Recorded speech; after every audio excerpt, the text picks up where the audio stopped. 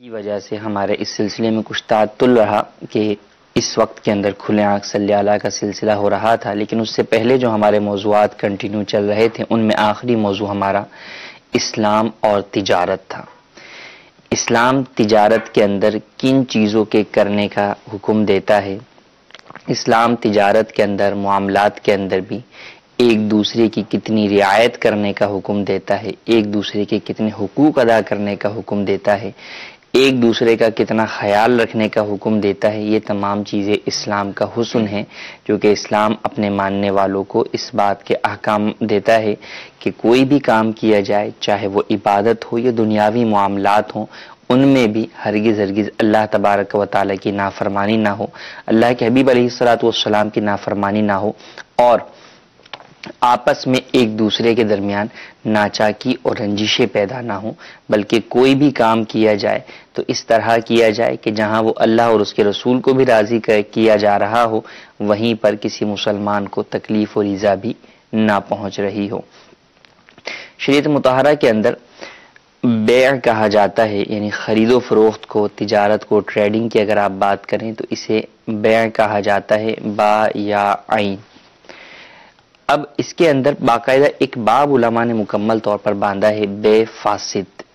یعنی وہ بے جو کہ جائز نہیں ہے۔ یوں ہی ایک بے ہے باطل، کہ وہ سرے سے بے ہوتی ہی نہیں ہے، جیسے کہ کسی مردار کی بے، کہ مردار جو ہے وہ اسلام کے اندر مال نہیں ہے۔ بے جو ہوگی، خرید و فروخت کسی چیز کی ہوگی، وہ مال کی ہوگی۔ جو چیز مال ہی نہیں، جیسے مثال کے طور پہ ایک مٹھی جو ہے وہ مٹی، تو یہ کوئی مال نہیں ہے، یہ کوئی بیچی خریدی جانے والی چیز نہیں ہے۔ لیکن جب وہی مٹی ایک ڈھیر کی صورت میں ہوتی ہے، ٹرک کی صورت میں ہوتی ہے، تو اس کو مال کی حیثیت حاصل ہو جاتی، اب اس کا خریدنا بیچنا جائز ہو جاتا ہے۔ تو سب سے پہلی چیز کہ جس چیز کی خرید و فروخت کی جا رہی ہے، کیا وہ مال بھی ہے یا نہیں ہے۔ آئیے اس سے متعلق نبی کریم صلی اللہ علیہ وسلم کا خطبہ حجۃ الوداع سے متعلق ایک حدیث مبارکہ ہے، اسے سنتے ہیں۔ چنانچہ حضرت جابر رضی اللہ تعالیٰ عنہ سے روایت ہے کہ رسول اکرم نور مجسم شاہ بنی آدم صلی اللہ تعالی علیہ وآلہ وسلم نے سال فتح مکہ میں جب مکہ معظمہ میں تشریف فرما تھے تو یہ فرماتے ہوئے آپ کو سنا۔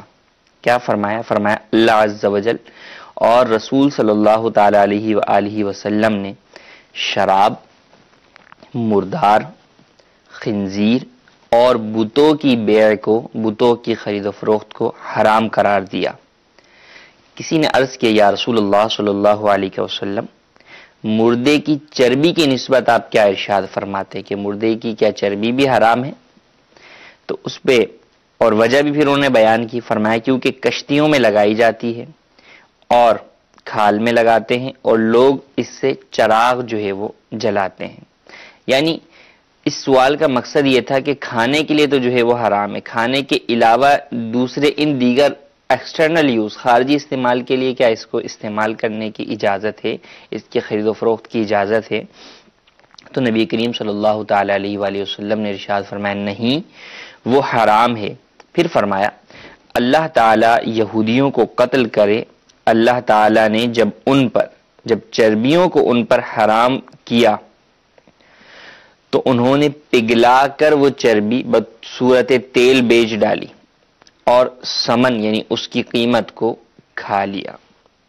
اس حدیث مبارکہ سے پتہ چلا کہ شراب یہ بھی حرام، مردار بھی حرام، خنزیر بھی حرام اور بت کی بیع بھی حرام ہے۔ اور نہ صرف یہ کہ کھانے کے اعتبار سے بلکہ اس کے علاوہ بھی جو ہے وہ ان چیزوں کی خرید و فروخت ہی اصلاً جائز نہیں ہے۔ کوئی کہے کہ میں شراب جو ہے وہ اپنے لیے جو ہے وہ نہیں خریدتا یا میں پیتا نہیں ہوں، کسی اور کو بیچنے کے لیے خرید رہا ہوں تو بھی جائز نہیں ہے۔ حتیٰ کہ شراب کے بارے میں تو نبی کریم صلی اللہ تعالی علیہ وآلہ وسلم نے ارشاد فرمایا 10 شخصوں پر لعنت فرمائی۔ وہ کون کون؟ فرمایا شراب نچوڑنے والا، نمبر 2 نچڑوانے والا، نمبر 3 شراب پینے والا، نمبر 4 شراب اٹھانے والا، نمبر 5 جس کے پاس شراب اٹھا کر لائی گئی اس پر بھی لعنت، نمبر 6 پلانے والے پر لعنت، نمبر 7 بیچنے والے پر لعنت، نمبر 8 اس کا ثمن یعنی قیمت کھانے والے پر لعنت، اور نمبر 9 خریدنے والے پر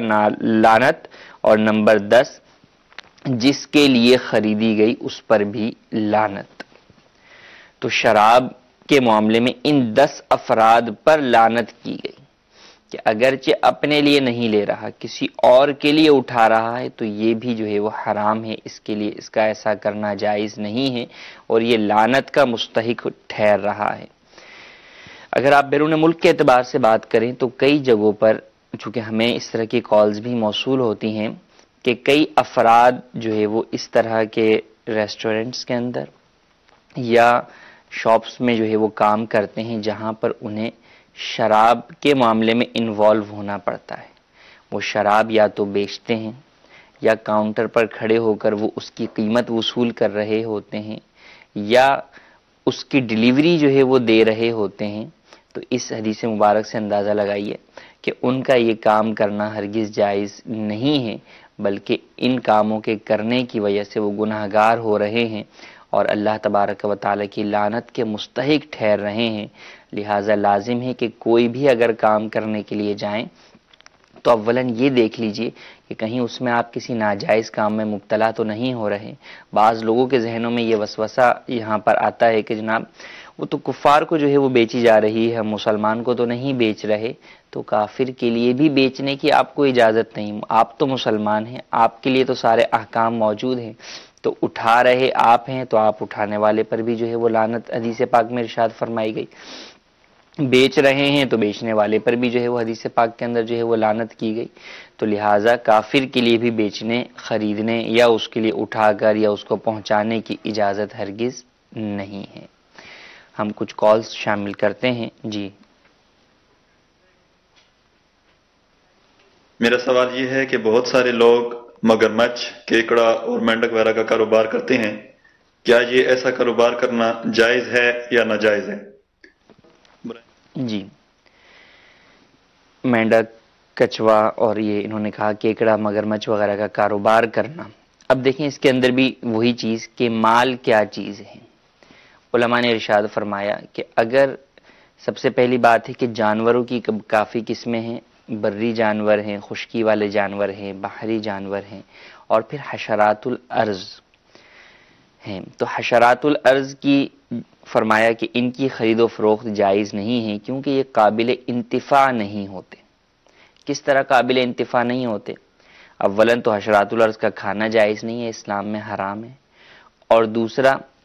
ویسے ان سے کوئی نفع اٹھانا تو وہ بھی عموماً جو ہے وہ ممکن نہیں ہوتا، تو ان کی خرید و فروخت جائز نہیں ہے کہ یہ اصلاً جو ہے وہ ان کو مال ہی شمار نہیں کیا گیا، قابل انتفاع نہیں ہے یا مال متقوم جو ہے وہ نہیں ہے، تو اس وجہ سے ان کی خرید و فروخت جائز نہیں ہے۔ البتہ جہاں اس سے ہٹ کر جو ہے وہ صورتحال موجود ہو کہ وہ کوئی ایسی چیز ہے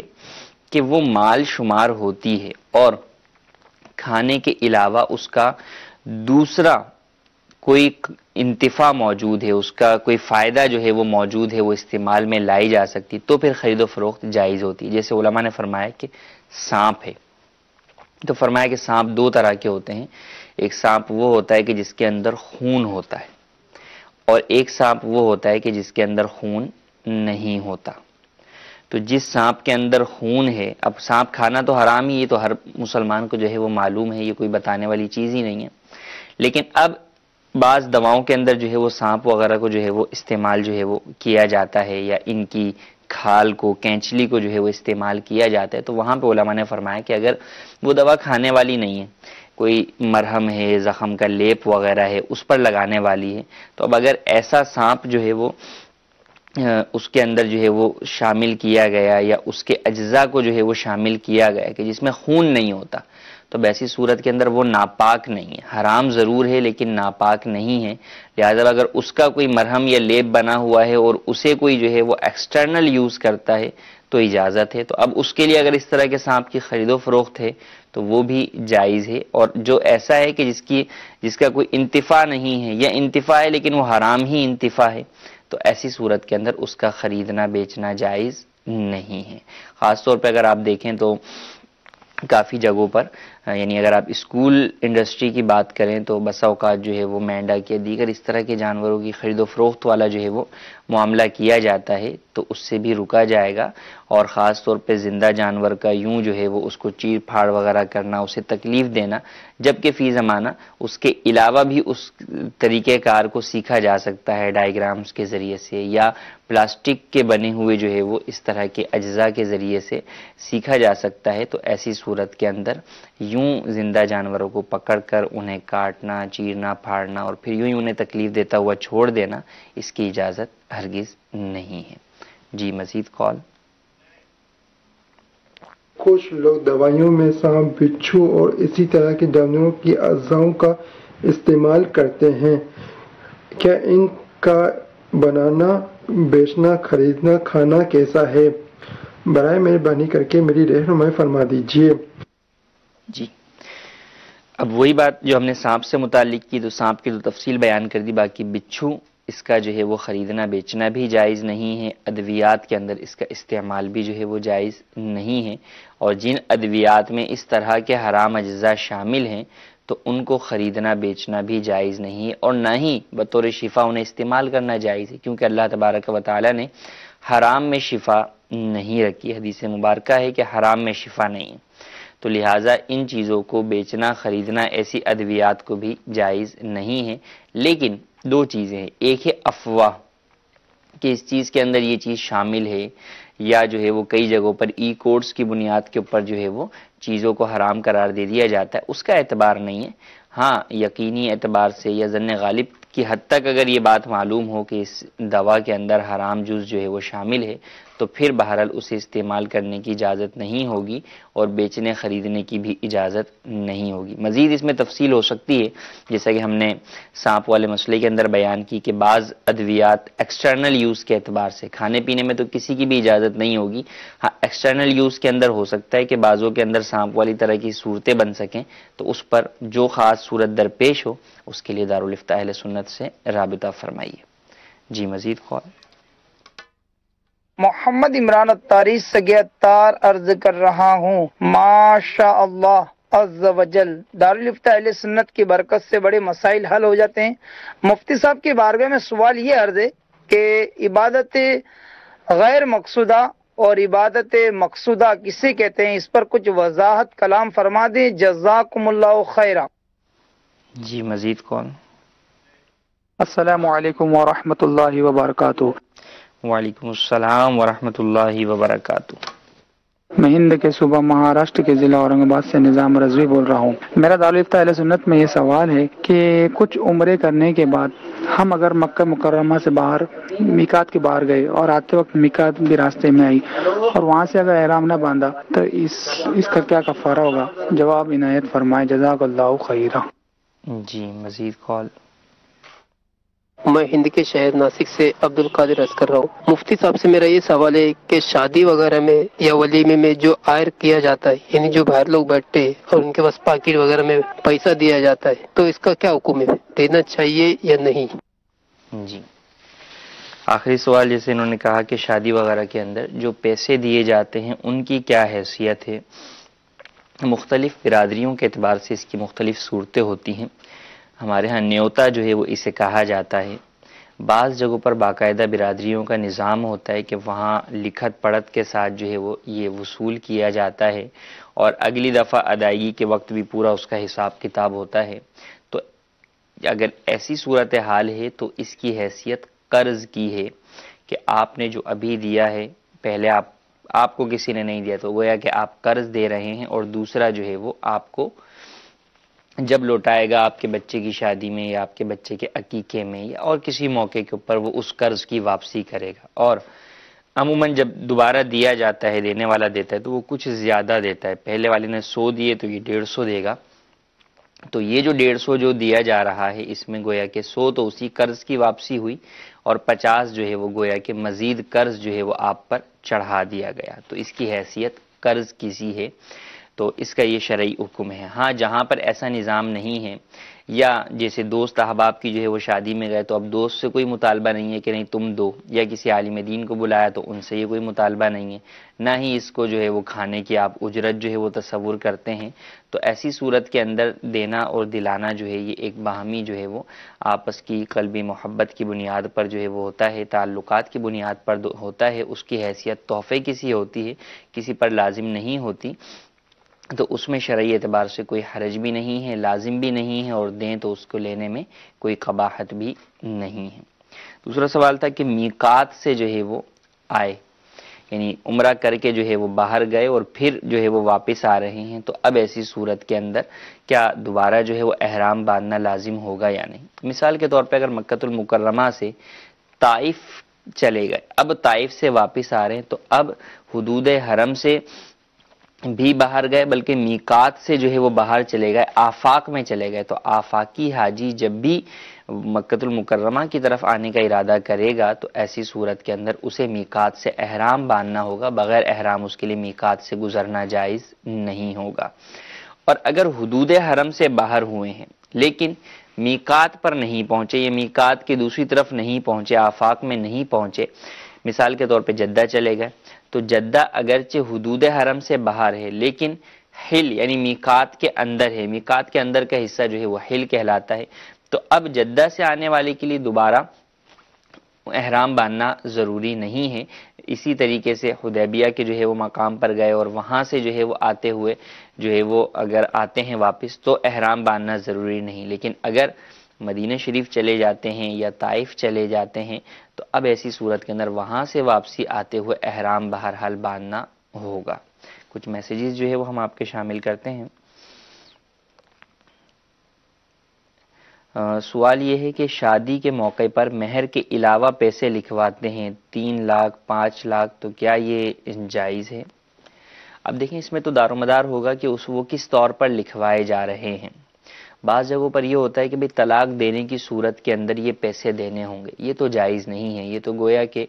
جرمانے کی جو ہے وہ شرط لگائی جا رہی ہے کہ بھئی طلاق دو گے تو تمہیں یہ جرمانہ جو ہے وہ ادا کرنا پڑے گا، تو یہ جائز نہیں ہے۔ طلاق اگر کوئی بلا وجہ دیتا ہے تو گناہگار ہے، لیکن اس کی وجہ سے اس کے اوپر جرمانہ جو ہے وہ پینلٹی جو ہے وہ چارج نہیں کی جا سکتی۔ اور اگر نان نفقے کے طور کے اوپر لکھوایا جا رہا ہے تو وہ اتنا زیادہ تو نہیں لکھوایا جاتا عموماً کہ کوئی جو ہے وہ ماہانہ جو ہے وہ 3 سے 5 لاکھ روپے نان نفقہ دے، تو اب اس کی حیثیت دیکھی جائے گی۔ بسا اوقات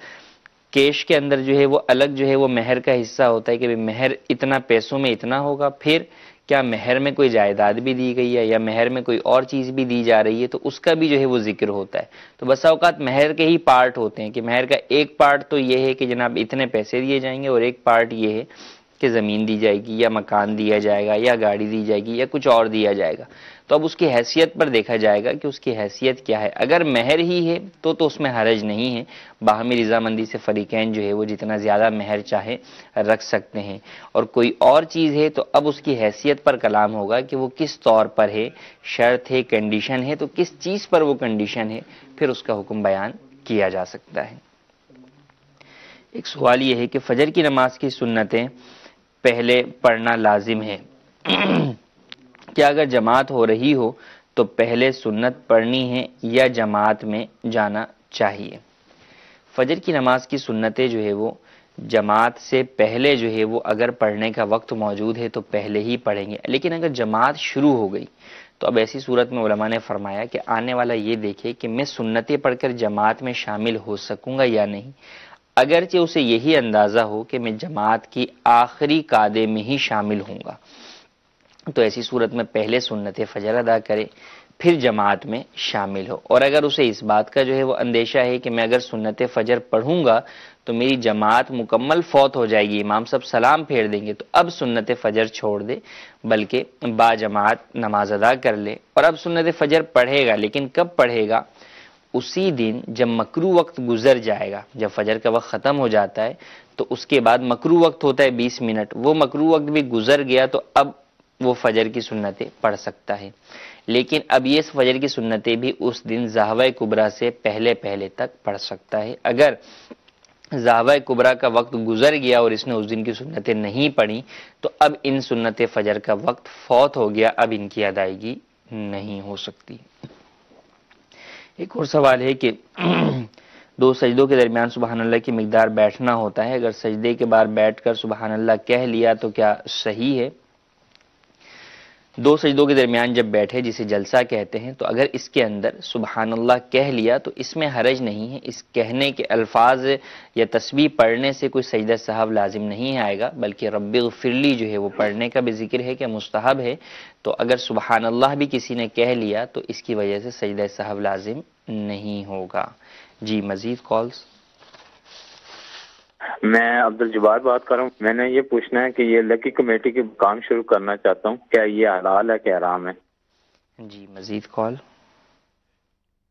محمد امتیاز اتاری عرض کر رہا ہوں، میرا موبائل کا کاروبار ہے، اس حوالے سے سوال پوچھنا تھا کہ بعض اوقات کسٹمر جو ہے وہ کچھ سامان یا کوئی چیز جس طرح چارجر، ہینڈ فری وغیرہ، پاؤچ وغیرہ لے کر جاتے ہیں تو وہ اس کو استعمال کر کے یا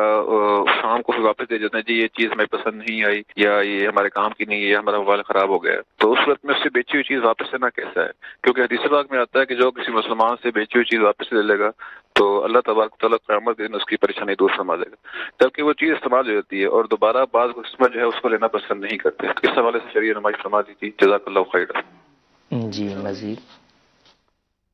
خادم حسین اتاری، مفتی صاحب سے ایک مسئلے کا حل درکار ہے کہ بعض عورتوں کو سودک منع ہوتا ہے، یعنی جس گھر میں کوئی فوتگی ہوئی ہو یا کوئی بچہ پیدا ہوا ہو اس گھر میں 40 دن تک نہیں جا سکتی، اگر جائیں تو ان کی طبیعت خراب ہو جاتی ہے، تو مہربانی فرما کر رہنمائی فرمائیں کہ سودک کا منع ہونا ہوتا بھی ہے کہ نہیں، کیونکہ تجربے سے یہ بات ثابت ہوئی ہے کہ جس عورت کو سودک منع ہوتا ہے وہ اگر سودک والے گھر میں جائیں تو واقعی ان کی طبیعت خراب ہو جاتی ہے۔ برائے مہربانی فرما کر رہنمائی فرمائیں۔ والسلام علیکم ورحمۃ اللہ وبرکاتہ۔ جی پہلا سوال لکی کمیٹی سے متعلق کیا، تو لکی کمیٹی جائز نہیں ہے۔ لکی کمیٹی دو طرح کی اس وقت جو ہے وہ چل رہی ہیں، ایک تو سامان کی چل رہی ہے، گاڑیوں وغیرہ کی چل رہی ہے کہ مختلف افراد جو ہے وہ پیسوں کے ذریعے سے کمیٹی ڈالتے ہیں اور جس کی کمیٹی کھلتی چلی جاتی ہے، وہ مثال پہ بائک کی کمیٹی ہے تو وہ بائک لے کر چلا گیا، اب بائک ہے 50,000 کی اور اس کی پہلی کمیٹی ہی کھل گئی، 2,000 ہی اس نے جمع کروایا تو 2,000 کے اندر ہی اس نے جو ہے وہ بائک لے لی۔ دوسرے نمبر پہ جس کی کھلی گویا کہ اس نے 50,000 کی بائک جو ہے وہ 4,000 میں جو ہے وہ خرید لی یا آپ یوں کہیں کہ لے لی، خریدی تو نہیں، تو یہ جائز نہیں ہے۔ وجہ یہ ہے کہ اگر آپ اس کو خرید و فروخت قرار دیں تو خرید و فروخت کے لیے اولاً ہی قیمت کا طے ہونا ضروری ہے، جبکہ یہاں پر قیمت طے نہیں ہے۔ کسی کو تو ہو سکتا ہے کہ وہ 50,000 کی پڑے جس کی آخری کمیٹی کھلنی ہے، اور کسی کو ہو سکتا ہے وہ 25 کی پڑے، کسی کو 2 کی پڑے، کسی کو جو ہے وہ 6 کی پڑے، تو یوں ہے، تو قیمت ہی جو ہے وہ متعین ہے، اور نہ ہی یہ خرید و فروخت ہو رہی ہوتی ہے۔ کمیٹی کے نام سے ہی واضح ہے کہ یہ خرید و فروخت نہیں ہے، ٹریڈنگ نہیں ہے، بلکہ یہ ایک کمیٹی کا جو ہے وہ نظام ہے۔ تو در حقیقت یہ پیسے جو جمع کروائے جا رہے ہوتے ہیں یہ قرض ہوتے ہیں، اور قرض کے اوپر نفع لینا وہ سود ہے، حرام ہے۔ نبی کریم صلی اللہ علیہ وسلم نے فرمایا کلو قرض جر منفعۃ فہو ربا، کہ ہر وہ قرض جو نفع کھینچ کر لائے وہ سود ہے۔ اب اس پہ قرض پہ نفع کیسے ہے؟ قرض پہ نفع اسی طرح ہے کہ آپ 2,000 روپے دے کے اس پر جو ہے وہ 48,000 کی 50,000 کی چیز جو ہے وہ نفع کے اندر اٹھا رہے ہیں، کوئی 6,000 دے کر جو ہے وہ اٹھا رہا ہے، تو اس لیے یہ جائز نہیں ہے۔ یوں ہی بعض جگہوں کے اوپر پیسوں کی بھی لکی کمیٹی ہوتی ہے کہ بھئی پیسے ڈالے ہیں، BC ہے 1 لاکھ روپے کی، اب جو ہے وہ 5,000 5,000 روپے جو ہے وہ سب نے ڈالے، جس کی پہلی BC کھل گئی تو وہ بقیہ ادائیگیاں نہیں کرے گا، جب بقیہ ادائیگی نہیں کرے گا تو گویا 5,000 روپے ڈال کر اس نے 95,000 روپے مزید جو ہے وہ حاصل کر لیے، تو یہ قرض دے کر اس کے اوپر نفع حاصل کیا، تو یہ بھی سود ہے اور یہ جائز نہیں ہے۔ تو لکی کمیٹی کا کام ہرگز نہ خود کریں اور نہ ہی کسی لکی کمیٹی کے اندر شامل ہوں، ایسا کرنا جائز نہیں ہے، حرام ہے۔ دوسرا جو ہے وہ سوال انہوں نے کیا کہ بعض لوگ چیز لے کر چلے جاتے ہیں اور پسند نہیں آتی یہ کہہ کر واپس کرنے آتے ہیں۔ لیکن نبی کریم صلی اللہ تعالیٰ علیہ وآلہ وسلم کی حدیث مبارکہ ہے جس میں ارشاد فرمایا کہ جس نے کسی مسلمان سے اقالہ کیا قیامت کے دن اللہ تعالیٰ اس کی لغزش معاف فرما دے گا۔ اب اقالہ یعنی اقالہ سے مراد یہ کہ آپ نے کسی کو کوئی چیز بیچی اور اب وہ لاتا ہے کہ یار یہ چیز جو ہے وہ آپ واپس لے لیں اور میرے پیسے پورے واپس کر دیں، تو یہ اکالہ ہے کہ آپ نے اس کی مجبوری کو دیکھتے ہوئے وہ چیز اس سے واپس لے لی اور آپ نے جو ہے وہ اسے اس کی قیمت جو ہے وہ واپس لوٹا دی۔ اور ایسی کئی صورتیں آتی ہیں صورتحال، مثال کے طور پہ کوئی سامان جو ہے وہ خرید کر اپنے گھر کے لیے جو ہے وہ لے کر گیا، گھر پر جو ہے وہ کوئی دوسرا شخص وہ سامان لے کر آ گیا، اب یہ آپ کے پاس آتے ہیں کہ یار یہ 2 سامان میں کیا کروں گا، آپ کے پاس تو بک ہی جائے گا اور آپ کو دکھ رہا ہے کہ پیک ہے، اس میں آپ کو کوئی حرج بھی نہیں ہے، تو اب آپ لے لیتے ہیں۔ تو یہ فضیلت پیش نظر رکھیے، انشاءاللہ عز و جل اللہ تبارک و تعالی قیامت کے دن آپ کی لغزشیں، آپ کے گناہ جو ہے وہ معاف فرما دے گا۔ اور بھی کئی چیزیں ہو سکتی ہیں کہ کسی کے لیے کوئی چیز لے کر گیا، وہ شخص ہی نہ رہا تو وہ اس چیز کا جو ہے وہ کیا کرے گا، تو یہ اس صورت میں ہے۔ لیکن اگر اس چیز کی استعمال کر لینے کی وجہ سے اس کی قیمت کے اندر فرق آ گیا ہے یا اور کوئی اس کے اندر نقص واقع ہو گیا، تو ایسی صورت کے اندر پہلے بھی آپ پر لینا تو لازم نہیں تھا، آپ کا تو پہلا سودا کمپلیٹ ہو گیا، دوبارہ لینا آپ ایک فضیلت کے حصول کے لیے ایک مسلمان کے ساتھ ہمدردی خیرخواہی کے جذبے کے تحت واپس لیں، مرحبا، لیکن لازم نہیں ہے۔ اور اس دوسری صورت کے اندر بھی اب 2 چیزیں ہیں کہ ایک یہ کہ فقط جو ہے وہ کسی نے یوں جو ہے وہ لگایا چارجر اور واپس لا کے آپ کو دے دیا کہ یار یہ جو ہے وہ میرے موبائل میں جو ہے وہ نہیں چل رہا، عیب نہیں ہے چارجر کے اندر، اس کے موبائل سے جو ہے وہ سوٹ نہیں کرتا، یا اور کوئی اس اعتبار سے اس نے کہا، تو اب یہ معاملہ کہ یار اس کا ڈبہ جو ہے وہ کھل گیا ہے، اب اس کی قیمت وہ نہیں رہے گی، تو آپ کی اپنی مرضی پر ہے، آپ چاہیں تو واپس لے سکتے ہیں اور چاہیں تو نہیں لے سکتے۔ ہاں اگر واقعی کوئی ایسا عیب پیدا ہو گیا اس کے اندر، تو اس عیب کی بنیاد کے اوپر آپ اس کی قیمت کے اندر کمی کر سکتے ہیں، لیکن پھر وہ اکالہ نہیں ہوگا، وہ گویا کہ نئی جو ہے وہ ٹریڈنگ ہوگی، نئی جو ہے وہ خرید و فروخت ہوگی، گویا کہ اب آپ اس سے خریدار ہیں، پہلے وہ خریدار تھا، اب آپ جو ہے وہ خریدار بن رہے ہیں کہ بھائی یہ چیز جو ہے وہ یہ اس میں یہ جو ہے وہ ڈیفالٹ ہے یا اس کے اندر یہ جو ہے وہ عیب ہے، لہٰذا میں جو اس کی مارکیٹ ویلیو جو بغیر عیب والی ہے وہ تو ہے 100 کی، لیکن چونکہ اس میں یہ نقص آ گیا لہٰذا میں آپ سے یہ دوبارہ خرید لیتا ہوں اور میں آپ سے 70 میں خریدوں گا یا 80 میں خریدوں گا۔ تو اس طریقے سے اگر خریداری کر لیتے ہیں تو یہ خریداری بھی جائز ہے، اس میں بھی حرج نہیں ہے۔ لیکن اگر واقعی اس میں کوئی عیب نہیں ہے، اس کی قیمت کم نہیں ہوئی، تو پھر جو ہے وہ آپ بہرحال با اختیار ہیں لینے کے بھی اور نہ لینے کے بھی، اور لیں گے تو ایسی صورت کے اندر انشاءاللہ عز و جل یہ فضیلت ضرور حاصل ہوگی۔ تیسرا سوال تھا یہ سودک کے حوالے سے، اب یہ کیا ہے اس کے بارے میں تو ہمیں معلوم نہیں ہے، لیکن بہرحال جیسے انہوں نے کہا کہ جس سے یہ سمجھ یہ آیا جو ان کے سوال سے کہ عورتوں کا کسی جگہ پر جانا کہ بھئی وہاں پر جانے سے ان کی طبیعت خراب ہوگی میت والے گھر میں، تو یہ تمام چیزیں بدشگونی ہیں، ان باتوں کی اسلام میں کوئی حقیقت نہیں ہے، عورتیں جا سکتی ہیں، اس میں حرج نہیں ہے۔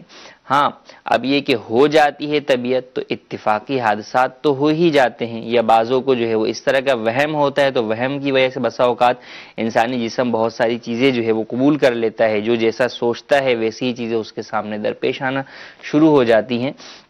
تو اس سے یہ نہیں ہوگا کہ وہ چیز جو ہے وہ درست ہو گئی یا وہ جو کانسیپٹ ہے وہ اوکے ہو گیا، ایسا نہیں ہے۔ جیسے کسی نے جو ہے وہ کالی بلی کسی کے سامنے سے گزر گئی اور کام کرنے گیا تو اب وہ کام اس کا غلط ہوا، اور کئی بار اس کے ساتھ یہ ہوا تو اب اس سے وہ یہ ذہن بنا لے کہ نہیں چونکہ تجربے سے یہ بات میرے ثابت ہو رہی ہے لہٰذا جو ہے وہ یہ واقعی جو ہے وہ اس کا کوئی اثر پڑتا ہے، تو ایسا نہیں ہے، وہ ایک اتفاقی حادثہ اس کو جو ہے وہ آپ کہہ لیں، وہ اتفاقات ہو سکتے ہیں، ایک سے زائد بار بھی ہو جائیں، لیکن بہرحال اسلام میں بدشگونی نہیں ہے، بدشگونی کی جو ہے وہ حقیقت نہیں ہے، اسلام جو ہے وہ اچھے اور نیک فعل لینے کا حکم دیتا ہے۔ کچھ مزید جو ہے وہ ہم میسیجز آپ کے شامل کرتے ہیں۔ ایک سوال یہ ہے کہ اگر وتر کی دعا نہ آتی ہو تو پھر ایسی صورت میں اس کی جگہ پر کیا پڑھا جائے؟ وتر کی دعا یعنی دعائے قنوت اگر نہیں آتی، جو مکمل بڑی دعائے قنوت اللہم انا نستعینک والی، تو اولاً تو اسے یاد کرنے کی کوشش کیجیے، ایک مسلمان کو یاد ہونی چاہیے، اور جب تک نہیں آتی تو اس کی جگہ پر اللہم ربنا آتنا فی الدنیا حسنۃ وفی الآخرۃ حسنۃ وقنا عذاب النار، یہ والی دعا پڑھ لیں۔ اور اگر یہ بھی نہیں آتی تو ایسی صورت کے اندر اللہم اغفر لی 3 مرتبہ جو ہے وہ پڑھ لیں، تو ایسی صورت کے اندر بھی جو قنوت کا واجب ہے وہ ادا ہو جائے گا، لیکن بہرحال ساتھ ساتھ دعائے قنوت کو جو ہے وہ یاد کیجیے اور پھر اسے ہی پڑھنے کی عادت بنائیے۔ ایک سوال یہ ہے کہ غیر موقدہ سنتیں پڑھنے کا طریقہ بیان کر دیں۔ غیر موقدہ سنتیں جو 2 رکعت والی ہیں وہ تو عام جس طرح کی سے نماز پڑھی جاتی اسی طرح پڑھی جاتی ہے، البتہ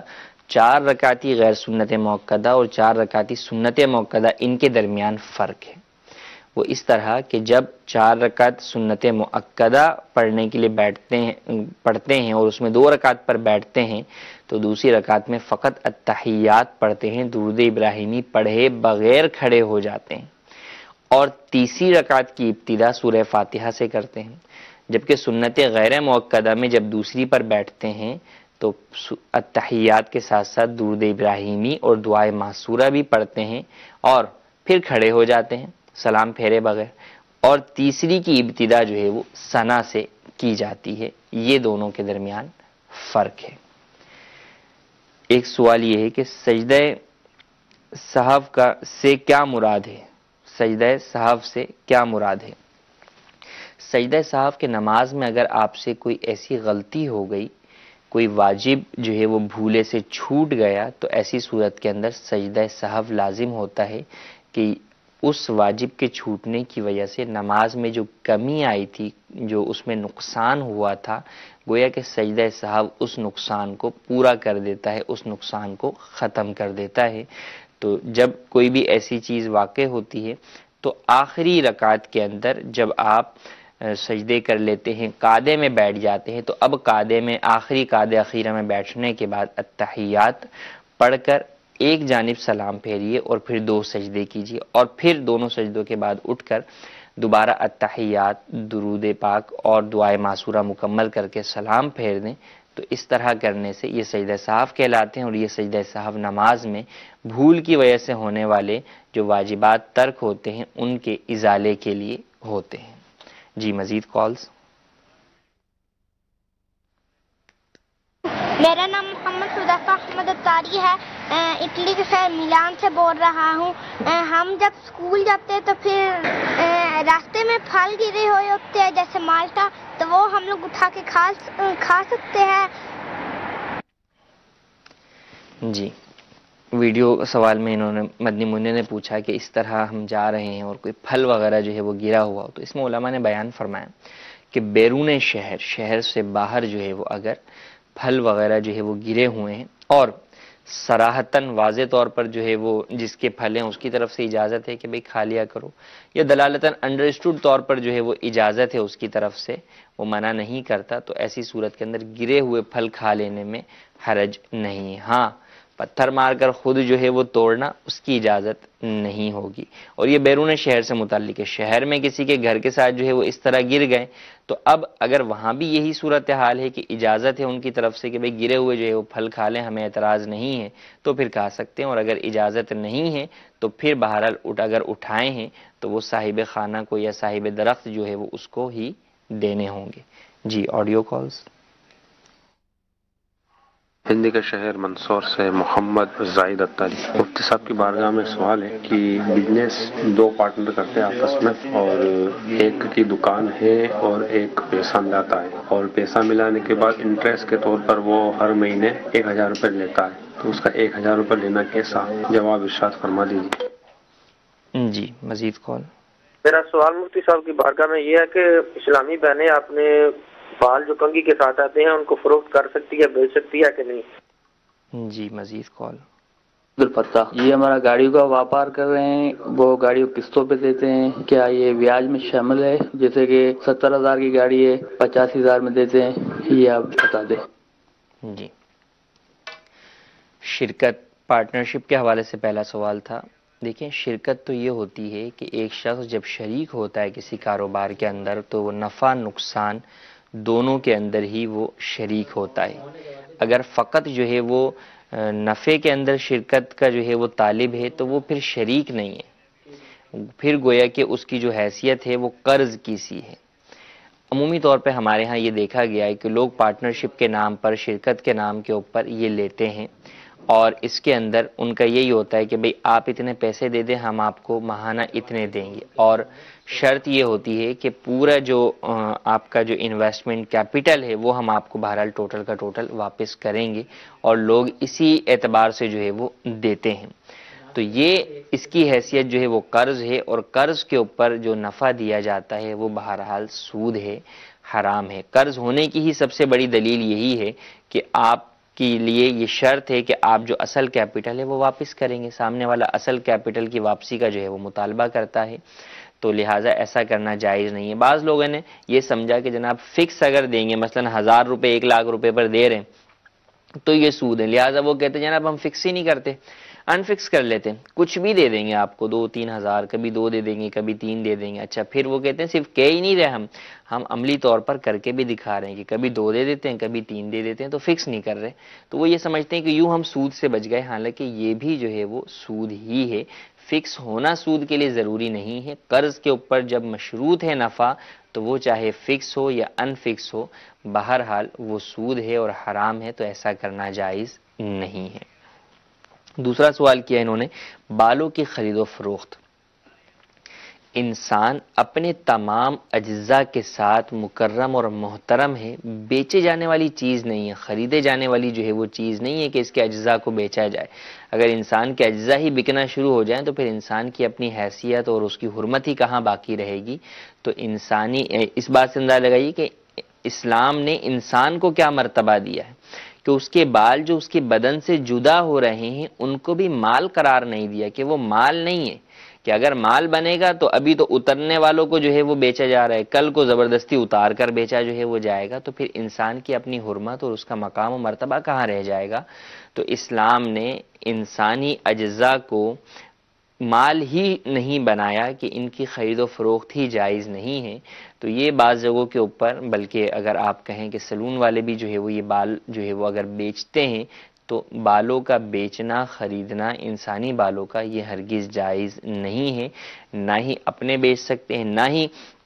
مرد و خواتین جو ہے وہ دوسروں کے بال، انسانی بال خرید سکتے ہیں۔ بعض جگہوں کے اوپر جو ہے وہ وگز وغیرہ لگائی جاتی ہیں، تو انسانی بالوں کی وگ وغیرہ لگانا جائز نہیں ہے، خریدنا بھی جائز نہیں ہے اور ان کا لگانا بھی جائز نہیں ہے۔ آرٹیفیشل بال ہیں یا جو ہے وہ خنزیر کے علاوہ دیگر جانوروں کے بال ہیں، اور اگر انہیں کوئی استعمال کرتا ہے تو اس میں حرج نہیں، لیکن بہرحال انسانی بالوں کی خرید و فروخت جائز نہیں ہے۔ تیسرا سوال جو کہ ہمارے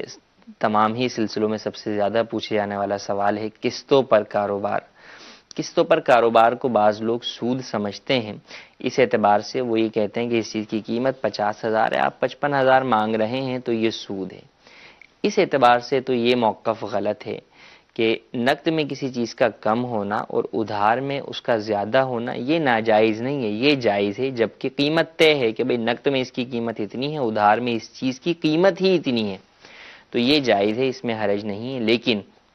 اس کے علاوہ ہمارے ہاں قسطوں کے کاروبار میں دیگر جو ناجائز چیزیں شامل ہیں وہ بہرحال قابل گرفت ہیں اور شرعاً ان کی اجازت نہیں ہے۔ مثال کے طور پہ گاڑیوں وغیرہ اگر قسطوں پہ خریدی جائیں تو ان میں انشورنس شرط ہوتی ہے،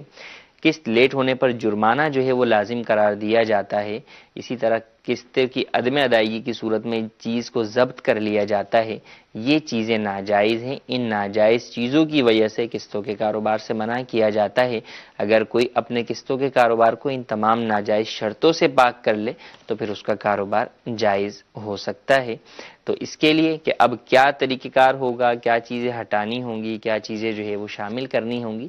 جو کاروبار کرنا چاہتا ہے شریعت مطہرہ کے مطابق کرنا چاہتا ہے وہ دارالفتہ اہل سنت کے اندر بالمشافہ ملاقات کرے تو انشاءاللہ عز و جل اس کو تمام صورت بتا دی جائے گی۔ وقت ہمارے سلسلے کا ختم ہوا چاہتا ہے، اللہ تبارک و تعالی سے دعا ہے جو سنا اسے یاد رکھنے، اس پر عمل کرنے، اسے دوسروں تک پہنچانے کی سعادت نصیب فرمائے، آمین بجاہ النبی الامین۔ صلو علی الحبیب صلی اللہ تعالی علی محمد صلی اللہ علیہ وآلہ وسلم۔ گزارے کیسے زندگی، آؤ علماء سے پوچھ لے، آئے جو مشکل